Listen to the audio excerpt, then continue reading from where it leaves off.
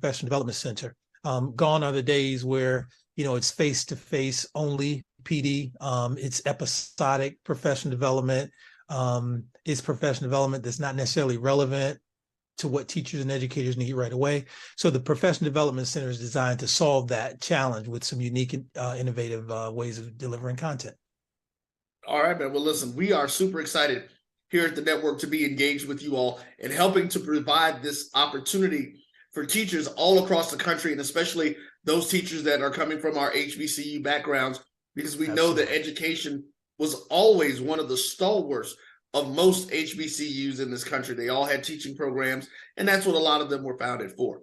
So there, let's talk a little bit about those special programs that you guys have for the teacher. Yeah, absolutely. And I think, Roy, you hit on the very important point. Right now in our country, we're facing probably one of the greatest challenges, of our teaching corps that we have in many, many years. And that's around this teacher shortage. A lot of teachers are exiting the profession just based on tenure. They're retiring and moving on. And then you have, our existing teachers who are being taxed and stressed, particularly post-COVID with increasing demands, challenges that they're facing in the classroom, and a host of other issues that they struggle with. And we need good teachers, and we need to support the teachers that we have. So the two things that we're doing is that we know first-year teachers, among all teachers, are among the first to leave the profession within the first 5 years. I think they do at a 44% rate, which is just scary to think that folks are graduated, want to go in the classroom and make a difference, but, feel like they need to leave within the first 5 years because it's so challenging. So we want to support them. Obviously, as a new teacher, your school that you work, where you work your first year, the district where you work, there will be some professional development support to assist you. But we want to go a step further. We want to help every teacher in the country get off to a strong start to their first year and have some stick-to-itiveness, to help them get through that first year. So we're offering a year free access to the Stride Professional Development Center.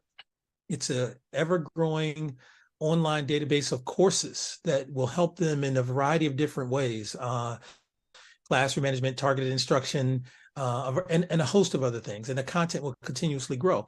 Again, it's just another resource that allows them to sharpen their practice, to feel like they're supported, because the research says that teachers are leaving in large part because they don't feel like they get enough professional support. So we really hope that helps new teachers. So again, this is for any new teacher who just graduated in the country. All you have to do is go to our site and sign on using the Teachers Win discount at checkout. Also, we have another campaign where during Teacher Appreciation Week, we gifted all teachers in the country, no matter where you are, 6 months free Professional Development Center access. But we're doing a special thing through our partnership with the BCSN and our HBCU graduates, and also the schools that you work with. We want any teacher in the country who through our partnership gets access to the Professional Development Center, and they get 6 months free using the BCSN 23 passcode at checkout. Again, our goal is to support and get as many teachers on the site feeling supported, to really help, them succeed and have some success, not only for them, but obviously for our kids and the communities they serve. So. Most definitely. And Darren, listen, we are super excited again to be a part of this. My mother was a teacher. My aunt was a teacher. I have my best friend is a teacher. Absolutely. So we understand. I've worked in the school system for years. So I understand the resources that are needed. I understand why a lot of these teachers do take the time and they sit there, and after going through college, they're like, you know what, let's do something different. Yeah. So we're happy to be a part of this to help you guys change that. So ladies and gentlemen, here's all you guys need to do. All you need to do is take a look and go to the link that's right below us right now and see what you're going to do. You're going to see two links on the page now, just to make sure. The top one takes you to their professional development page, homepage, that'll let you know about some of the things that are happening there and the things that you have access to. Go to the second link that says Teacher Appreciation. That'll take you directly to the content page where you can sign up and get your free year if you're a new teacher, and your free 6 months if you're an existing teacher. Let's show them how we utilize resources, and we make sure that we take time, those folks who are HBCU alum, and use this. And let's see what Stride has to offer. We're excited about it. We know you will be too. Darren, is there anything else that you'd like to say to the folks? No, I mean, just, as a teacher myself, and understanding the need, and of course with the diversity that's needed in our teaching corps across the country. I know our HBCU teacher graduates are just exactly what we need in our community. So I really encourage them, and just glad to be doing this partnership with you all. All right. Well, folks, there you go again, Mr. Darren Reed, Senior Vice President of Stride Professional Development Learning. We will be seeing you guys, and trust me, you'll be seeing more from their partnership with us as we move forward, always trying to do our best to make sure that we move forward with the community. Take care. Thank you.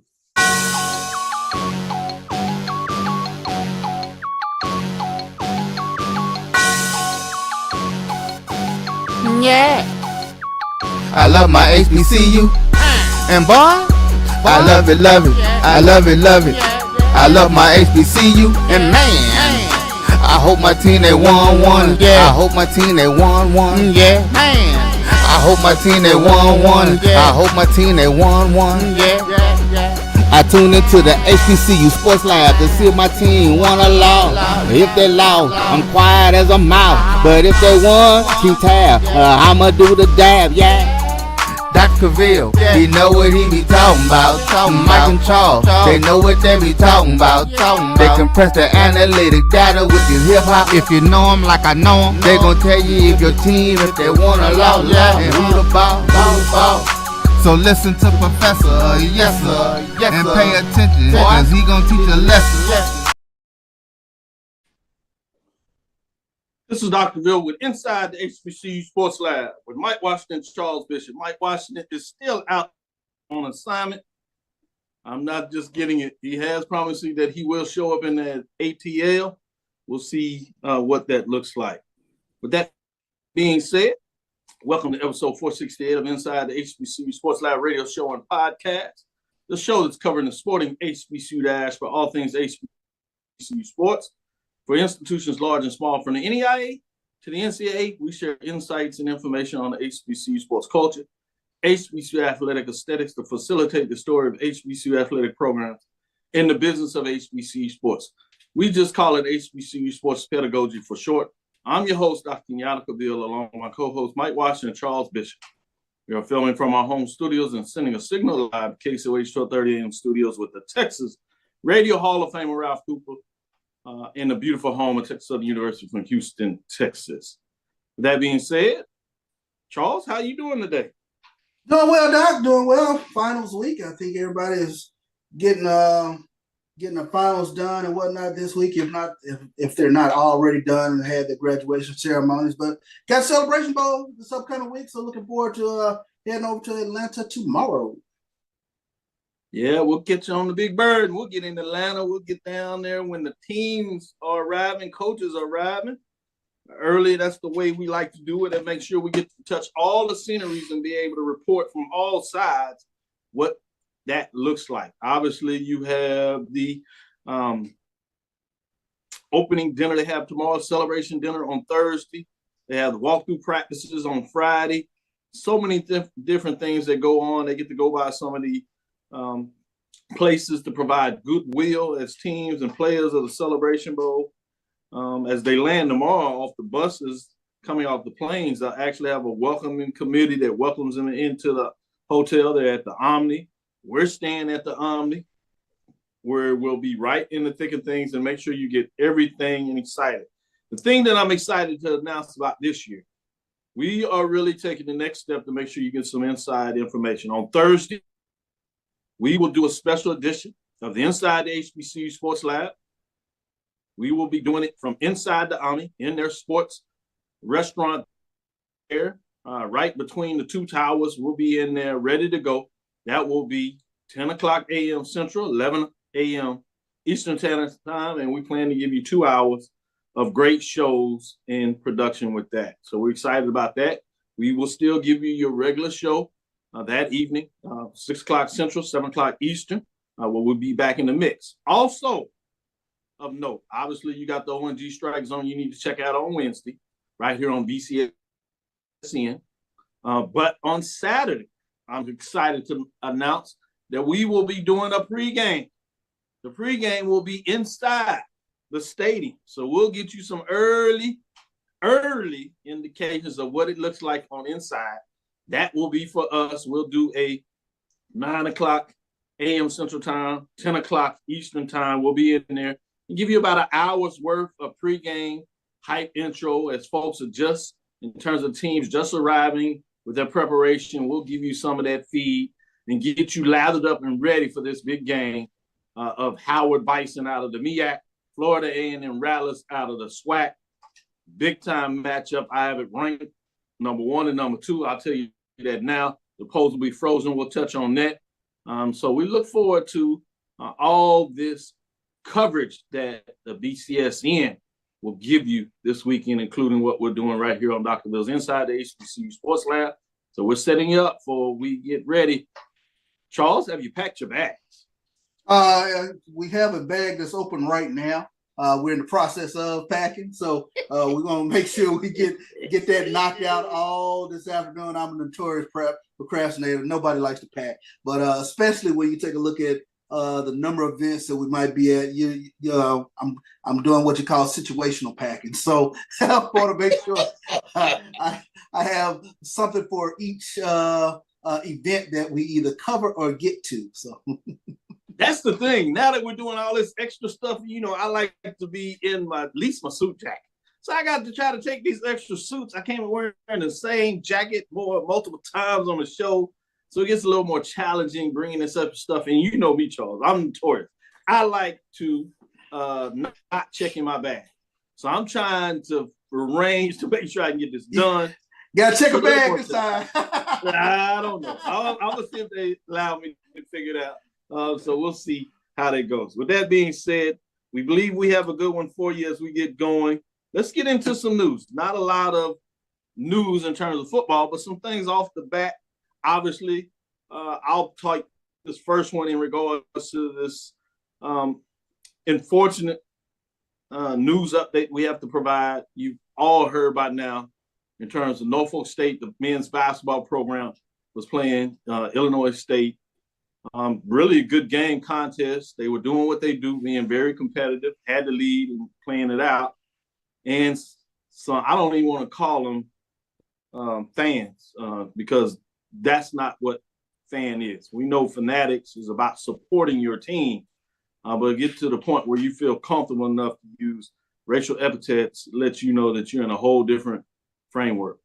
Yes, hopefully for some degree it was students, which means they can some way learn this, but tough that other students that are playing the game have to deal with that in terms of their maturity about that. So we have a response from the president, President Adams Gaston, and the Norfolk State Director of Athletics, Melody Webb, Norfolk State Student Athlete Staff Administration putting out there. NSU statement regarding treatment of student athletes during men's basketball game against Illinois State University. The following statements from Norfolk State University President Javon Adams Gaston and Norfolk State Director of Athletics Melody Webb. Quote, "We are profoundly disappointed at the events that transpired during the men's basketball game yesterday at Illinois State University, where racial epithets were shouted at our student athletes. We are at a critical time in the nation and world as it relates to race relations, and any type of hate speech or language is unacceptable. This type of behavior and language has no place in society or in athletic competition. College athletics is rooted in sportsmanship, camaraderie, and exhibiting school pride. We appreciate Coach Jones for standing up for student athletes, and we commend our student athletes for exhibiting restraint during a stressful ordeal. Our student athletes followed in the footsteps of the late Bill Russell, basketball great Kareem Abdul-Jabbar during the collegiate careers, and successfully played through racial slurs meant to traumatize and disrupt them. Our students remain Spartan strong, but it's not something that they should have to overcome during an athletic event in 2023. We are so proud of our team maintaining a competitive game, a spectacular performance for a win against Illinois State University. We have heard from the president and athletic director of Illinois State University. They have stated the behavior shown to our student athletes at Horton Fieldhouse is not representative of their institution, and they will fully investigate this incident. We acknowledge their apology and look forward to hearing the results of their investigation, end quote. So that was a statement there after all culminating, well stated by Norfolk State University and the leadership there. Any thoughts that you have on that, Troy? I think the statement itself touched on the importance here of not condoning this sort of behavior. It's 2023. We're not going to deal with racial epithets of any sort in a sporting context. I mean, it's silly, it's ridiculous, and I'm glad that they've called attention to it, especially in regards to Coach Jones standing up for his player, and letting them know that we're not going to have it. So I'm really appreciative of the way that they've gone about handling this situation. Illinois State, the jury's out on how they've gone about handling it, to be quite honest with you. I'm not happy with the way that they've their initial response to it or anything of that nature. And it seems as though they are sort of trying to answer on the rebound, which is not the way to go about doing this. So I'm appreciative for the stance that Norfolk State is taking. Apropos talking about rebound, great point. With that being said, let's move on to some more exciting news, if you would. Good news, I would say. What else do you have to share? Well, big news, and this happened today at Southern University. They have named Terrence Graves as their new head football coach. So kudos to Coach Terrence Graves, a longtime veteran of the SWAC, a longtime veteran coach. After 30 years, he gets his opportunity now to head the Southern football team. So want to definitely say kudos out there to Terrence Graves. Kudos to Terrence Graves. I must admit, a couple people asked me, and they were wondering would he get an opportunity, and I did not think so. So credit to him. Credit to Southern University. I feel that he is the right person to lead the program. I did hear from B.J. Jones that this may happen. He was thinking it would be more likely on an interim bracing, but that is not the case. So good to see you again. Congratulations, Coach Graves.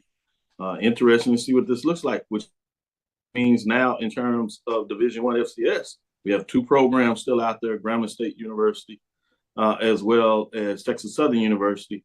Be interesting to see what that looks like. We just heard that a committee was announced for Grambling, so it seems like they may extend this a little bit.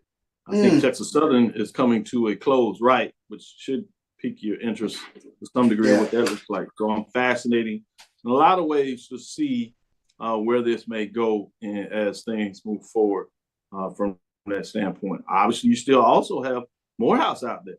I've heard some direction of where that's going. I heard there may be some talks, some negotiation.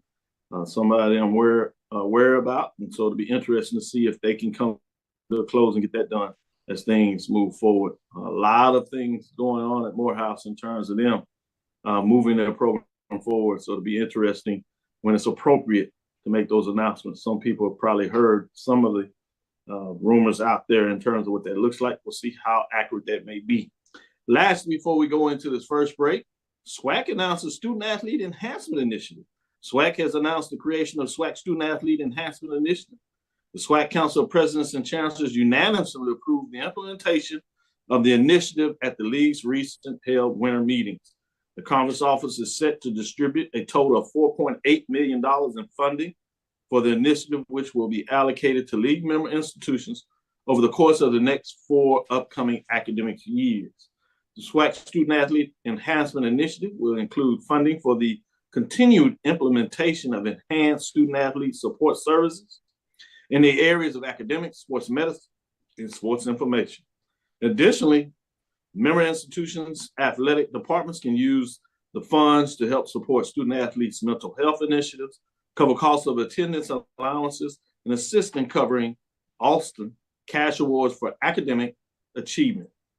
Lastly, quote, the SWAC Student Athletes Enhancement Initiative will positively assist our league membership with their collective pursuit of academic and student athlete support services excellence, end quote, said SWAC Commissioner Dr. Charles McCullum. Quote, we're extremely excited to implement this historic initiative that will undoubtedly assist our member institutions with the enhancing the overall academic, educational, and professional development of our student athletes that attend our institution, end quote.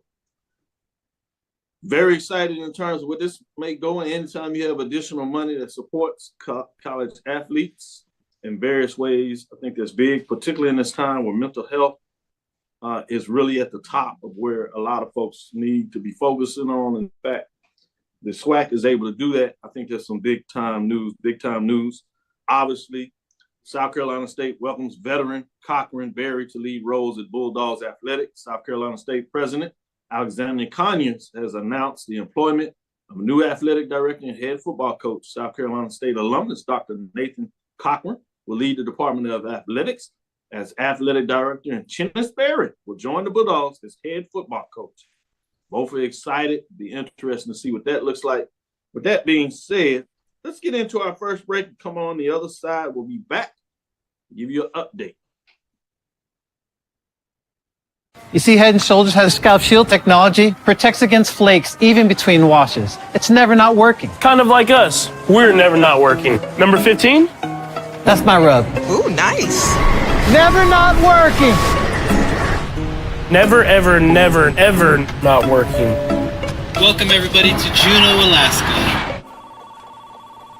I don't like this one. Me neither. Let's get out of here. Dandruff protection that's never not working. Head & Shoulders scalp shield technology. T. Madden and Associates is a sophisticated and experienced law firm located in your neighborhood. We're turning injury to cash. T. Madden and Associates obtained almost $2 million for my injury. They turned my injury to cash. Now, we can't guarantee how much your injury is worth, but we've recovered millions for our clients. Call T. Madden and Associates at 833-PAID-123. That's 833-PAID-123. This is Brian Fulford. A.B. Drew and I are co-hosts of the BCSN Sports Wrap. We talk about all things related to HBCU athletics. From the games, teams, coaches, and fan interest stories, we cover it all. You can find our shows on Facebook at BCSN Sports Wrap, YouTube at MyJBN Online, and everywhere you listen to podcasts like Anchor, Spotify, Google, and Apple Podcasts. You can also find the show on the Jericho Broadcast Network's app. Make sure to download. We look forward to you joining the conversation and being a part of the show. Compress the analytic data with your hip hop. If you know them like I know them, they gon' tell you if your team, if they want a law, and who the ball. So listen to Professor, yes sir, and pay attention, cause he gon' teach. This is Dr. Will with Inside the HBCU Sports Lab. We have Executive Director of the MEAC Challenge and Cricket Celebration Bowl that will be played this Saturday. He also has the ESPN HBCU Band Championship that is on Friday. So, man, a lot going on, a lot of pieces. You always find a way to add some new things to this event. Before I do that, I do want to say you can go back and check out on BCSN Sports Wrap as they give a little more detail going into all the things that we talked about in terms of Norfolk State and Illinois State. So you can go check that out. That being said, let's get into some of the talk about Cricket Celebration Bowl this weekend. I'm excited. Bags packed. Man, we got some prime time. We'll be doing a show Thursday. But John, you got a lot going on. How's it going, man? I'm doing great, guys. Good to see you, Charles, and good to see you, Dr. Cavil. I just saw you a few days ago, and happy to be back with you guys again. Yeah, I want to let you know. Want to let you know earlier you were the answer to one of my test questions today on my finals for my students. So I just want to put that out there for you. Well, I appreciate that. I mean, I feel honored. I've made a test somewhere. No, yes, you'll be honored if they pass the question. Pass the question. They had a big paper to write on the Celebration Bowl, so that I made sure that they knew everything that will be going on this upcoming weekend. So I want to make sure we got that in there. That's so awesome. I'm sure my students are watching. So. Well, that is awesome, Charles, and I honored that you have them do some research on this because it's important, I think, to embed what we're doing into the next generation for them to continue to carry the torch and understand it. So, my hat's off to you. Oh, appreciate Texas that. Southern University Sports Management Program, the only program across the country that has embedded a history of HBCU sports within the program, where you get history on the course, modern and past, including what Charles does in a lot of ways, where he's actually putting in there a major paper on the cricket celebration bowl. Just think about that. Now that's talking about how you change the landscape of sport management for the next generation. Well done, Charles. Well done. Well done, my friend. No doubt. Appreciate that. We're still gonna charge you tomorrow. Right. That's not gonna change. No, he's still gonna get it up. You the younger. It's the rite of passage. Right. John Grant, as we get in there, we love to have fun, but I know your time is very valuable. So let's get into some of this conversation. Everybody knows by now, you got a fascinating matchup when you talk about Howard Bison coming out of MEAC, getting the huge win over North Carolina Central. That was, frankly, number 1 or 2 most of the year. It looked like they would be having a repeat opportunity to come back to the Celebration Bowl to see if they could do it again and then hold up the trophy for a national HBCU championship. Well, the Bison had different thoughts on it. Big upset, left no questions as they put 50 points on them, actually going for 2, which people are still talking about to this day. But we'll wait until in the summer when they come back to get the third iteration of what that looks like, because people forget the year before, Central put 50 on Howard, which may have been a little bit of the twist in terms of that matchup. Well, they will face Florida A&M. Florida A&M, as they open up the season, they got the big win that a lot of people were questioning against Jackson State University. That was the previous representative for the Celebration Bowl the previous 2 years. So now you have this big-time matchup with the Rattlers against the Bison. They had played historically over the years as members of the MEAC, but now there's something on the line in terms of a championship. Start with there for us and tell us your excitement about this particular matchup in 2023. Well, I don't think we could have. Well, first of all, my hat's off and congratulations to, to both institutions, because what a season we had this year in HBCU college football. Though, like you indicated, that many thought that this game would be Florida A&M taking on North Carolina Central, but as you said, Howard had other ideas, and they had a team that I don't think a lot of people were really paying attention to. And so we're really pleased that you got 2 international brands, HBCU brands in this game. Both of them here for the first time, and both of them representing their conference as champions. They both have great fan bases. And we're seeing that right now in ticket sales. So I'm telling people now, if you wait much longer, you'll be on the outside looking in. So please make sure you go. We opened up a few more tickets just today to make sure we're accommodating people. So we're really excited. There's a lot of buzz, not only in Atlanta, but I'm getting calls from all over the country from people who are really excited about this year's game. No doubt. Charles, did you want to follow? Yeah, I actually wanted to follow up on that because actually a very simplistic question that one of my students asked in class was, well, why Atlanta as the host city for the Celebration Bowl? And I was sort of telling them sort of the history of Atlanta, especially in regards to HBCU football. And you have been at the forefront of that history for quite some time. And just you mentioned the international brands of Howard and FAMU, but talk a little bit more on that in regards to just the amount of alumni that both brands have in Atlanta and surrounding areas. Well, thank you. That's a great question, Charles, and a very astute student to ask that question.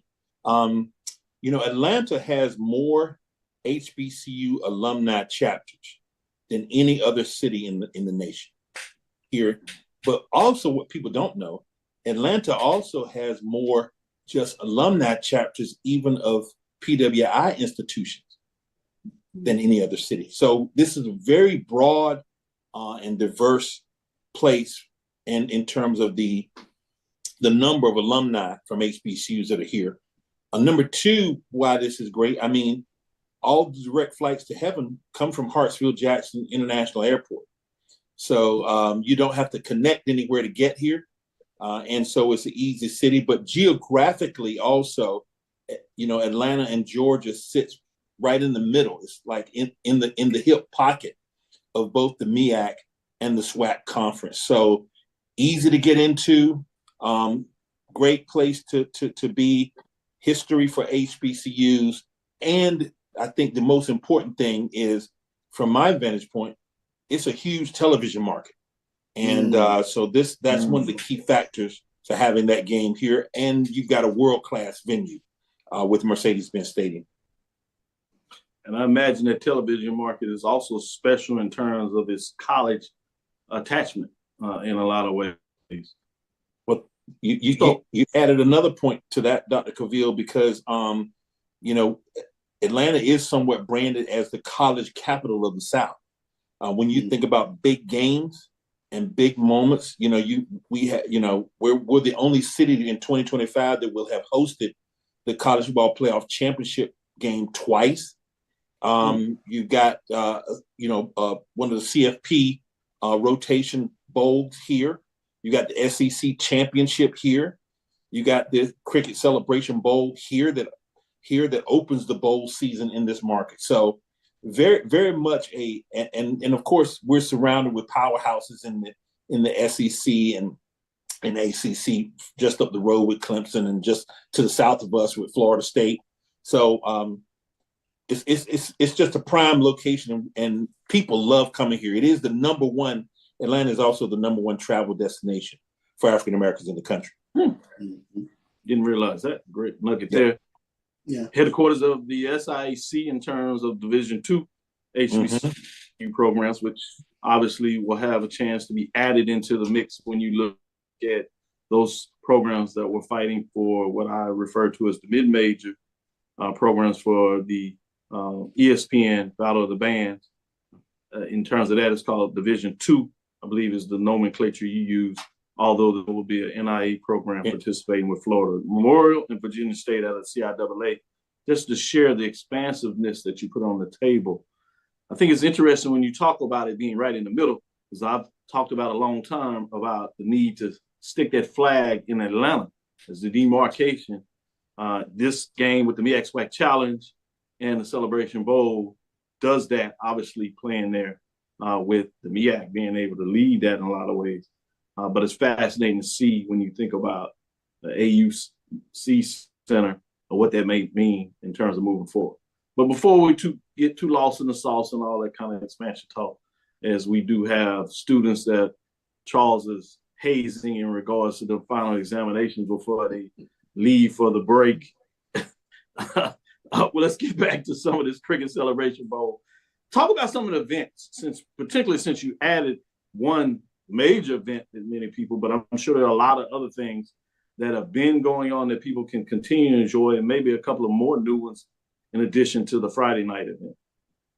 Well, you know, for us, I think we always start with the premise that the key purpose for us with the Cricket Celebration Bowl is to focus on providing a world-class experience, second to none experience for the student athlete. So about 90+% of what we do is around creating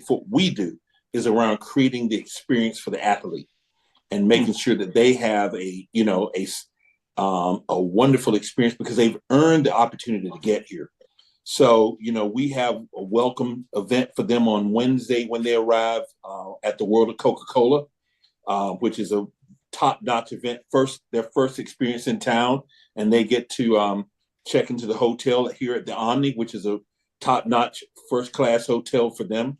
And then on certainly Thursday, we have a series of events with the NFL. Again, a lot of this is focused toward the student athlete, but I think it's important for fans to know what these young athletes are experiencing. And that's with careers in the NFL off the field, so that they can get to understand that, hey, there are a lot of opportunities if you love the game to be close to the game, to work in the game, and not necessarily that you have to be on the field to do so. We have financial education for them as well, with our partner with Truist as well as Visa. Visa has this wonderful thing called financial football. It is outstanding. The players love it, playing the game, but also you're playing while learning. So you have to answer questions to advance the ball with the next play, financial related questions. So that's really a wonderful thing. They enjoy that. Touring the College Football Hall of Fame, they get to do that, and players get to love that. The College Football Hall of Fame has an entire section that they built out about 2 years ago, dedicated specifically to HBCUs. And that's a wonderful part of the tour for them there. And then, of course, on Friday, they get to actually make their first appearance into the stadium where we have it all dressed, and they really get to walk in and see it for the first time, fully lighted, fields painted, and the whole 9 yards, for them there. Now, for the fans, we have we focus primarily on our pregame fan experience, which is going to be really fantastic this year, right outside the stadium on Saturday. You mentioned earlier a new event that we've added, but I do have to correct Dr. Cavil, because this is not a Battle of the Bands. This is the Band of the Year. Battle of the Bands are wonderful, and we've had great traditions with them, but they are invitationals and showcases. And that is certainly great to showcase our HBCU marching band, but this is a competition. You have to earn your way into it, as you well know, season-long competition to get here. And we have, and that competition sort of flushes out, just like with football, your absolute best who earned their right here with Florida Memorial, with the Division II / NAIA, Florida Memorial, NAIA, Virginia State in the CIAA Division II. And then, of course, in Division I, you got North Carolina A&T and again, Sonic Boom of the South, Jackson State, going head-to-head against each other. And we're going to crown 2 national champions. Division I and a Division II / NAIA champion will come out of that event. And we're really excited about that one. A lot of motivation. You know what I love about it? When we drive around town now, we even have street bands that have Band of the Year on. And so to be able to introduce this, we hope is going to be a pivotal moment, for a defining moment for HBCU, for our HBCU bands, and the economics around our HBCU bands and how they go to market, and also providing another platform for young people to compete. Whether you're playing music or you're an athlete on the field, they are musical athletes, as I call them.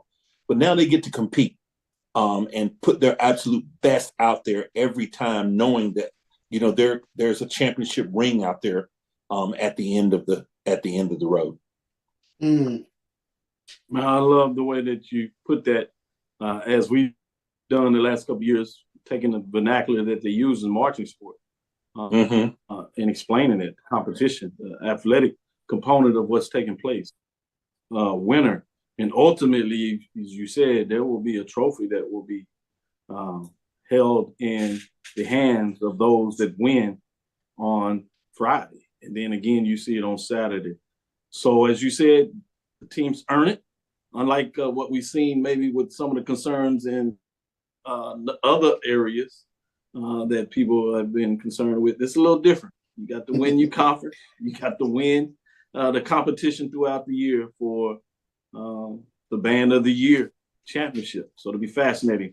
With that being said, let's take our second break. See if we can get John to stay on the other side and give us a little more time. We'll beg and plead for that and make sure we negotiate that later during the break. And we'll see if we can convince him to come back, give us another 15-minute segment. With that, stick with us. We'll be right back after this break. When it comes to professional learning, teachers deserve better.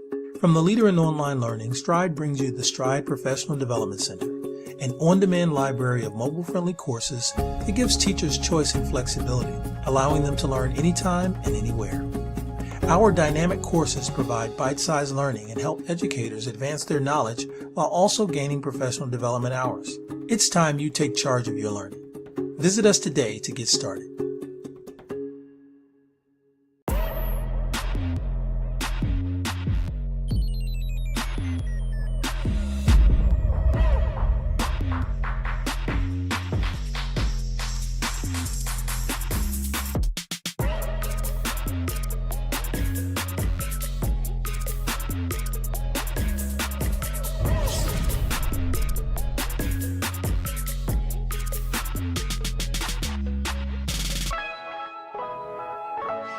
Since 2002, Empowerment Resources, Inc., a nonprofit organization, has empowered more than 1,500 youth and adults in Duval and surrounding counties through its programs Journey into Womanhood, Girls Mentoring, Life Skills for Teens, and Parenting Education Coaching. To get involved with programs, volunteer, or donate, visit www.empowermentresourcesinc.org. Follow us on social media, facebook.com/empowerment.resources and instagram.com/empowermentjax. Press the analytic data with your hip hop. If you know them like I know them, they gon' tell you if your team, if they wanna lose, and who the ball. So listen to Professor, yes sir, and pay attention, cause he gonna teach a lesson. This is Dr. Cavil. Inside the HBCU Sports Lab, we have none other than John Grant, Executive Director of the Me XY Challenge Celebration Bowl, and the Band of the Year now. ESPN Band of the Year is his name. Wow, with all that being said, man, it's amazing. Now, last 2 years, actually, you had to deal with Coach Prime. And there were a lot of attachment celebrities, if you want to use that framework, attached, requesting. Everybody wanted to be on the field. Now, it's claimed out there, and you said it, international brand, so I'll leave it that way, that you have Florida A&M, Howard University, a lot of attachment, entertainers, a lot of big brands, might even sneak into politics with some of those as well. Has your request, if you would, for your sideline passes or to be in the building, how are you handling it? You always ask a great question because that's a good one. We do have, we've seen a lot of interest in this game. I think, again, coming back to the brands that we have, a lot of celebrity interest because, of course, you got that with Howard. You also have that with Florida A&M, a lot of celebrities connected there. So there are going to be some surprise guests at this event.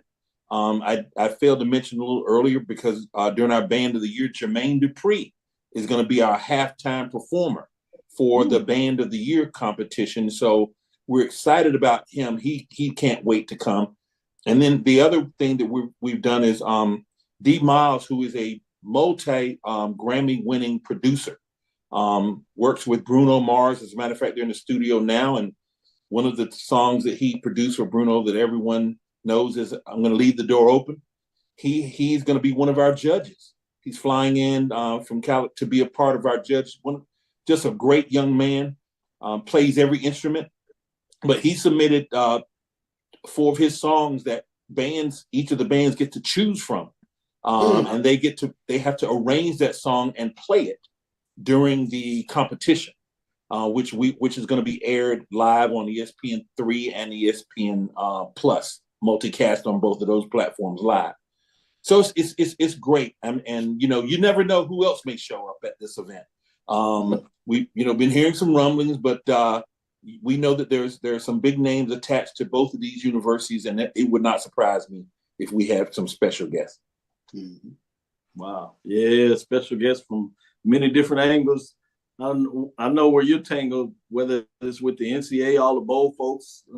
I'm talking about big time bowls. They're around, NCAA officials.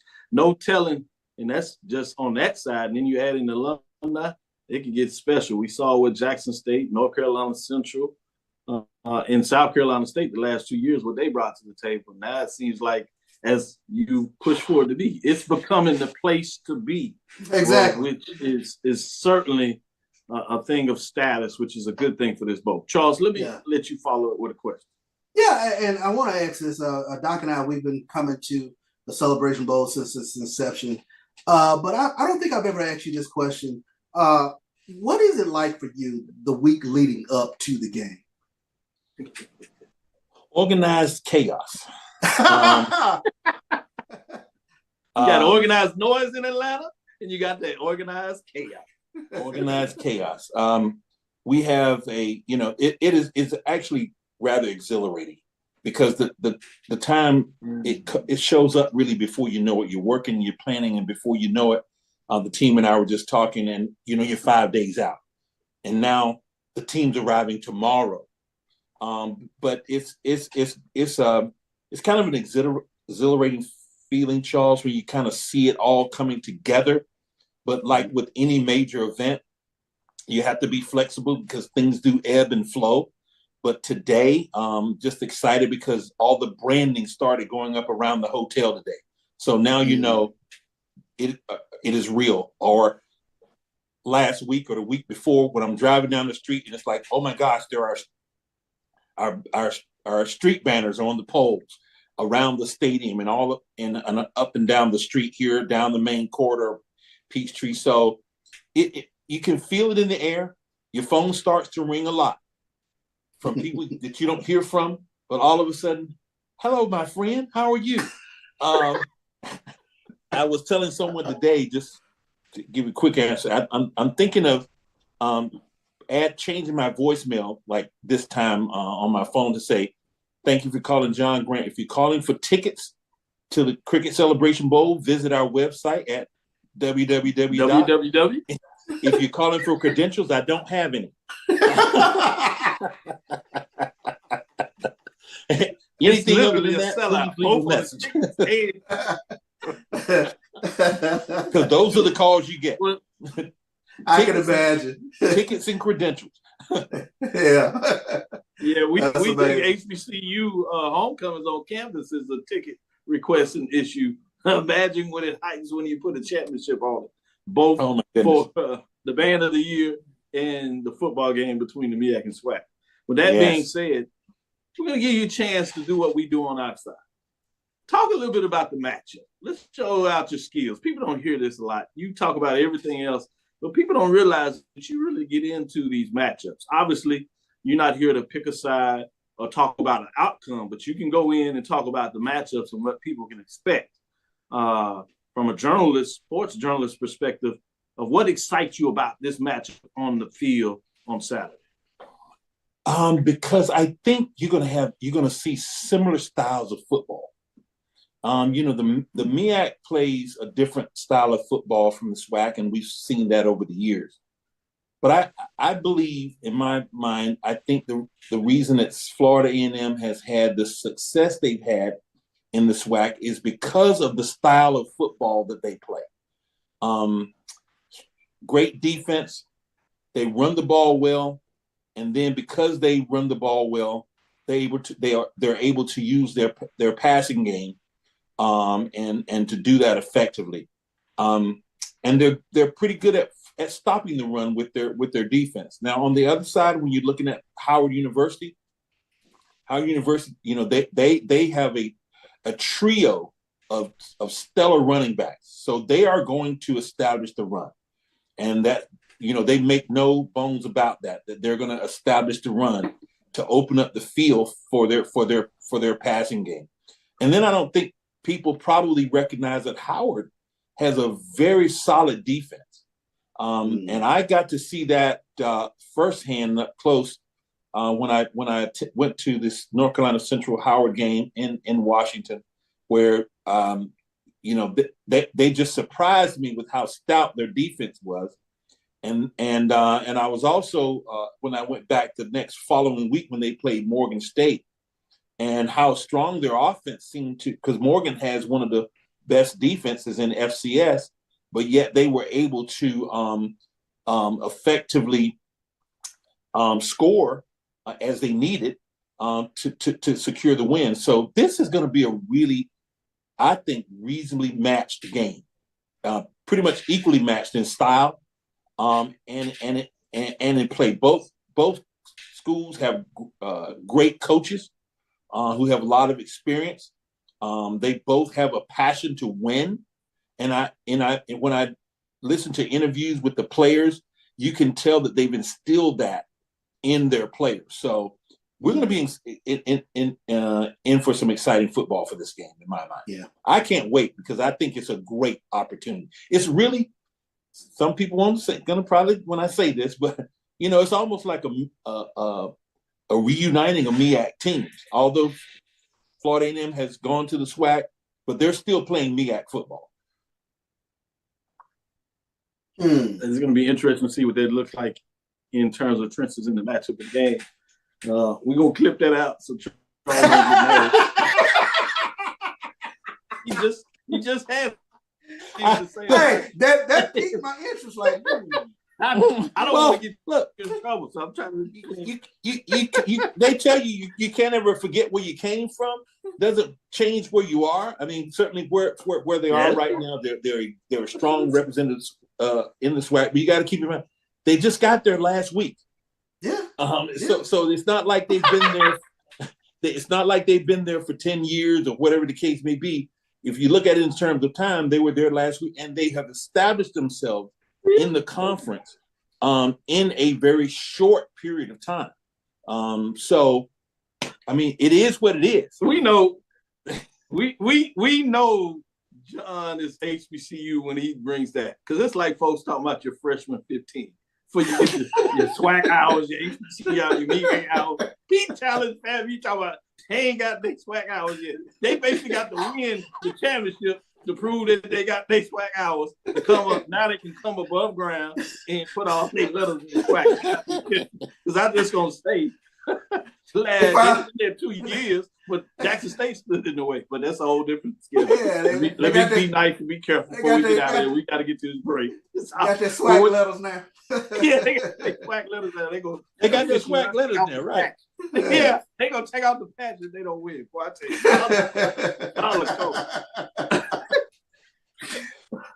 But that being said, we look forward to seeing you tomorrow. We know you got a busy schedule, but we will give you any last extra statement that you want to make.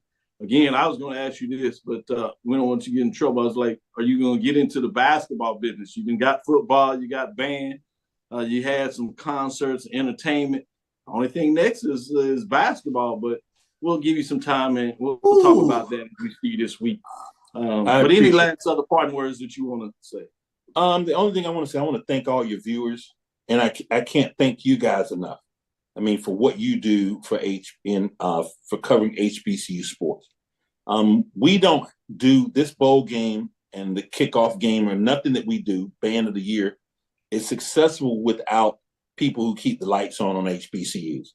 And you guys have been doing that without question. And I want to take my hats off to you for your commitment to bringing your analysis, your unique style of analysis, and educating the fans the way you do, also on the business side of sport, because that's important for us to know. Now that we have a professor who is testing, I'm in the area of HBCU history. Charles, I take my hat off to you for that. So I will close with that. Looking forward to seeing you guys in Atlanta. We know that you're going to be broadcasting live tomorrow here with your show.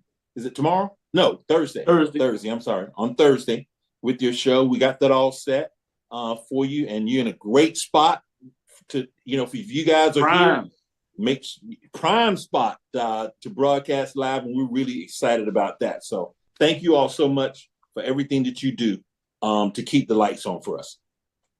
Thank you. With that, we'll be right back after this last break. We'll come back on the other side. Got an excellent interview with his executive director of the MEAC SWAC Challenge, as well as the ESPN Band of the Year. And finally, where the trophies will be raised on Saturday with the Cricket Celebration Bowl. John Grant, thank you for your time. We'll be right back after this next break. Ultra Soft has so much cushiony softness, it's hard for your family to remember they can use less. Sweet pillows of softness. This is soft. Holy Charmin. Oh, excuse me. Roll it back, everybody. Sorry.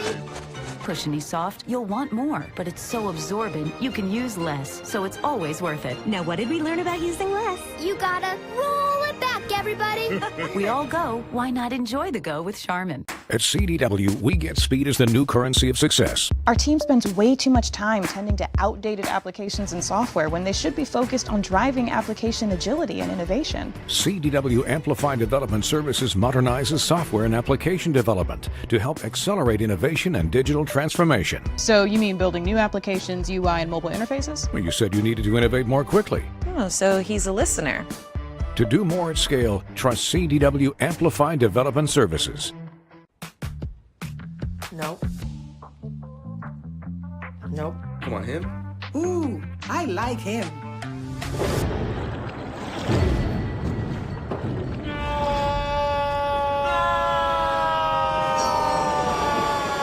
Quick, the quicker picker-upper. Bounty picks up message quicker, and each sheet is 2 times more absorbent, so you can use less. He's an 8. He's a 9. Bounty, the quicker picker-upper. That's a pretty tight spot. Watch this. Of course your Buick parks itself. That's so you. It's just up here on the right. Of course you know where we're going. That's so you. Kinda got a sixth sense. And a head-up display. They're here. Hit the field, warm up. You brought all these players in your Buick? Yeah, So you. it is. There's a Buick that fits your life, because at the heart of every Buick SUV is you. From novice to aficionado, find yourself here. High quality cigars plus personal customer service. Slow Burn is Waco's only mobile cigar lounge, featuring a meticulous, curated collection of premium cigars. Visit our website, www.slowburnwaco.com. That's www.slowburnwaco.com. Compress the analytic data with your hip hop. If you know them like I know them, they gon' tell you if your team, if they want to loud, and who the ball. So listen to Professor, yes sir, and pay attention, cause he gon' teach a lesson. This is Dr. Bill with Inside the HBCU Sports Lab with Mike Washington, Charles Bishop. Mike Washington is out on assignment, and we'll make sure we prep him and get him all the information as he comes hard and heavy. Coming in on Friday, he'll be ready for the pregame show that we're talking about doing on BCSN inside the Mercedes-Benz Stadium before the game on Saturday, man. Ooh, it's going to be nice. You're going to have all the key stakeholders that are associated with BCSN, including us with the Dr. Bill's Inside the HBCU Sports Lab with Mike Washington, Charles Bishop. Obviously, you have the crew with O&G Strikes, Brian and AD with Sports Rap. No other who you might see in there getting it done. It'll be a chance for us to reunite. With that being said, though, woo-wee, it's getting closer. It's that time. The matchup. Great comments coming from those checking us out on the lab in terms of the comments. Excited about that. I love folks going back and forth. MEAC, SWAC, it's in the air. All kinds of things. As I said, they talking about SWAC hours, MEAC hours, HBCU hours. It's gonna be tough. Well, y'all are not nice. It could be crazy in there. But let's get into this matchup a little bit before we close it out and get back to some of the art of the game and where you at with this matchup. We'll get a little more in terms of best wins, worst wins, if you would, on Thursday. So make sure you turn in to us. We'll get into some of the key players in more details for both sides, defense, offensive matchup. One of the things I asked coming out of the press conference on Thursday, having the opportunity to fly in and fly right back out this past Thursday, I asked the coach is how is ability when they can get going to really run the ball. Obviously, there are multiple on offense. They will put it up there, and they got some receivers that can make some plays. But when they're at their best is when they're able to run the ball. But you look at FAMU's defense in a lot of ways, their ability to stop the run has been really fruitful, particularly for a lot of the schools in the SWAC. You've already seen maybe that change in the guard in terms of folks making the move to be more prepared when they get into whether it's the MEAC SWAC Challenge, which they've been successful the last couple of years, but more importantly, at the end of the year in terms of Celebration Bowl, about running the ball themselves. So you hadn't seen the number of pass throwers in the SWAC over the last couple of years, other than Shedeur Sanders in terms of what he was able to do magically in the air. But you've seen a lot of people run the ball. But FAMU's been very effective about stopping the run. So that was my question about the movable force. Most coaches got into it and waxed poetically and talk about that's one of the matches. I think we'll get a chance to maybe go in that a little deeper. So I'm going to turn on the other side, offensively, if you would, for Florida A&M. Defensively for Howard, as you heard John Grant talk a little bit about. What are your general thoughts on that side of the ball? Obviously, Howard comes in 6-5 overall, 4-1 coming out of the MEAC. FAMU is 11-1 overall, 8-0 coming out of the SWAC. But when I pin it down to FAMU's offense versus Howard's defense, what are some of the key things that you'll be looking at when that side of the ball is on the field, Joe? There's one matchup in particular that I'm really looking forward to.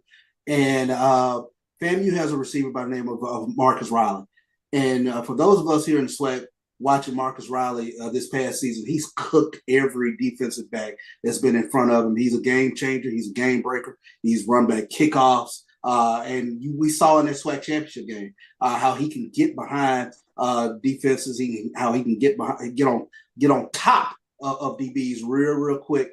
And you have for Howard defensive back Kenny Gallup, who I think will be playing on Sundays. So that is a matchup that I'm definitely looking forward to in terms of the speed of Florida A&M's receivers, particularly Marcus Riley going up against Howard's secondary, because I think that'll be a really good test for Howard. And I've said this on a many occasions. In a lot of ways, FAMU absolutely reminds me of 2022 Jackson State. One of the top defenses in the nation, one of the top offenses in the nation, and that you see that same template here with FAMU and the way that they ran through the SWAC this past season. So it's going to be a really good matchup. You've seen Howard's defense, and as they got into conference play and close things down, they've been a little better, a lot better, I should say, in terms of what they're able to do defensively. When you look at some of the key components, you talk about Gallup and the chance that while you play on Sunday, but you have some linebackers. Obviously, a lot of people's bugaboo for Howard is what happened against Hampton. Now, that was much early in the season. Obviously, you have time to get some of those things corrected. But gap integrity was a concern in that matchup. And we've seen over late that FAMU's been able to run the ball a little more efficiently, running back, particularly in the Florida Classic and the SWAC championship game, or being able to really run the ball more effectively than they had early in the season. Do you see anything of that make something that also you need to consider when you're talking about, one, the passing game? I like what you said there in terms of the wide receiver matchups and defensive back being able to get behind them, but a lot of that's going to be set up with the ability to run the ball and how the offensive line. So talk a little more about your inside, that part of the matchup on defense. The linebackers, the front seven, if you would, for Howard, I should say, the Bison going up against that offensive line in the running game. Now, I'm sure that FAMU will try to at least get going early in that matchup. And I said that is one of the things that has been a concern of mine with regards to FAMU's offense, is their ability to run the ball. Although they have great running backs, nobody's rushed for more than 500 yards, if I'm not mistaken. So they do use an effective running game to kind of that really opens things up for the passing game, but yet still there hasn't been that signature breakout moment unless you're talking about the SWAC championship game where they were able to win the line of scrimmage and take care of business in regards to that game. But traditionally, when you take a look at the MEAC, their front seven has just given the SWAC for the most part fits. I mean, especially when you take a look, even just the past 2 years, South Carolina State, they dominated Jackson State. in the trenches. Last year, same thing with North Carolina Central, not allowing Jackson State to get that running game up and going. And Jackson State had a 1,000-yard rushing. So those are things that really kind of stick out. That the front seven of the MEAC has traditionally just won the battle in the trenches. And that is something that to keep an eye on in regards to this game, because you can make a hard argument that Florida A&M's offensive line has been, if not the best, one of the best in the SWAC this season. Ooh, good points. I love when you talk about those offensive line and defensive fronts in terms of the mixing up the game within the game. Oftentimes, that's where games are won and lost. With that being said, last question I have for you is matchups. And this may be a little bit challenging because I always like to look at the opposing team that another team has played that's similar to the team that will play in this matchup. And that has a little bit of a challenge for me of trying to figure out what team that has played that may be similar, whether it's in terms of the size, competitiveness, if you would, or just the scheme that they play, and vice versa for FAMU. FAMU played this year. One of the things that I put out there, and we'll see what your thoughts on this from FAMU's side, I think it goes back in some ways maybe that first matchup of the season when they had against Jackson State. They had the ability to go over top, they had the ability to run the ball in terms of that skill set, had some speed out there. What are your thoughts in terms of that matchup when I look at, or is it some other team in the SWAC, maybe even Southern, you may be comparing to? Who else, or is there another team that you would say closely resembles what FAMU has played in the SWAC or non-conference versus what you see for Howard? That's a good question. In terms of a similar type team that FAM has played. That is a really good question. I think you can make an argument that the amount of talent in terms of Jackson State had a tremendous amount of talent on their team, even with the roster turnover, where I thought they had a very good front seven that could get to Jeremy Musa, but they weren't able to get to him in that game. FAMU was able to. To their credit, they jumped on Jackson State early. To their credit, they jumped on Prairie View early, and they were able to, rely on their running game after they jumped on them early. So I'm looking at something similar to that. If FAMU can get off to a very strong start, then you can integrate the running game a lot more into controlling the clock and things of that nature, much like they did throughout the course of the season. And we even saw that Texas Southern. Texas Southern was literally the only team that I thought was able to get hands on Jeremy Musa consistently, especially in that first half. And when they, maybe it was a drive right before halftime where FAMU just kind of figured it out. And then they got rolling, and the snowball started coming downhill, and then they were able to integrate the running game in the second half against Texas Southern. But Texas Southern had a very formidable front seven. If I'm going back thinking about it in terms of what they were able to do to FAMU's offense. For Howard versus FAMU, it's a little fascinating to me because I got to break it down into two teams. I think offensively, what you see with North Carolina Central. Maybe similar to what Howard sees with FAMU, but defensively, you're probably looking at Morgan State. in terms of what Howard against them, the FAMU. So I don't know if there's one team that looks that similar. Maybe Harvard to some degree, maybe some components of Hampton in terms of that matchup. But I'm intrigued at that. Would you agree that you might have to put an offensive of one team and a defense of another team to start looking at particular matchups and say, hey, this team had the ability defensively, like Morgan State, to get you up front in terms of what they could do and then play you man with the wide receivers on the outside versus you tend to see an offense that's predicated on the run but has a strong quarterback when you look at North Carolina Central. What are your thoughts in terms of that for FAMU, Howard, in terms of that particular match? No, I think you hit the nail on the head in terms of kind of mixed matching teams. If you will, maybe take a look at the strength in regards to Morgan State's defense, and then to be able to match up well with a North Carolina Central that where the quarterback was the focal point of that offense. I think that's a really good, juxtaposition of teams in terms of, what it is that FAMU could be looking forward to. Well, certainly, I'm going to let you get in there and finish up your packing. Don't want to get you in trouble. Make sure there's no late flights. No excuses on that. With that being said, we're going to save some more of this football talk to Thursday, where we get in it hot and heavy when we're in there. It's good that we won't have Mike there for that, because you know how Mike gets when he gets in the bar.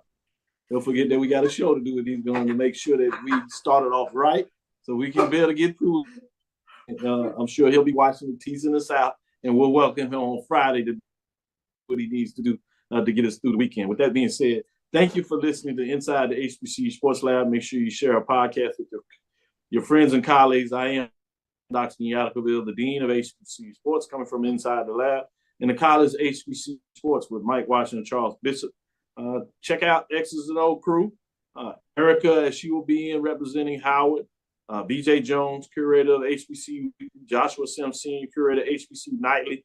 They have a lot of events that they have going on and planning for the excitement. We'll have a couple of special guests for our Thursday night show. Come in here and talk with you to give you some more insights, different perspective in terms of what that looks like. So again, we want to thank you for listening to Dr. Bill's Inside the HBCU Sports Lab with Mike Washington and Charles Bishop every Tuesday and Thursday at 6 o'clock Central Standard Time, as you know, and on Sundays at 9. We haven't had our last couple of Sundays as we're traveling. That's a part of what we'll be doing, because I'll get out of Atlanta on Sunday morning, head to Las Vegas so I can get in a little bit of the Chris Paul HBCU Basketball Classic. I'll get to see day 2, so I'll be able to get you some inside reports in terms of that basketball tournament. We'll be watching that Saturday evening after we wrap up the big-time game and see who comes home with the HBCU championship. And will it come to the SWAC? Will FAMU be able to represent for the SWAC and bring it home since Grambling did it the second game, or will MEAC and Howard get their first trophy and continue to rein it in for the MEAC to get it done? Follow me as we look forward next Thursday to give you a big show. We'll open it up Saturday morning, and then we'll carry it to that evening. Follow me, Dr. Kenyatta, on Twitter, Facebook, Instagram. We'll also be on Radio Row on Saturday, so we'll get you that information as well. Inside the HBCU Sports Lab 1 on Facebook and YouTube, Inside the HBCU Sports Lab, on Twitter, Inside the HBCU Lab 1. Dream big. Continue to move forward. We will talk with you soon. Charles? Horse. Roy? Lecture. Dismissed.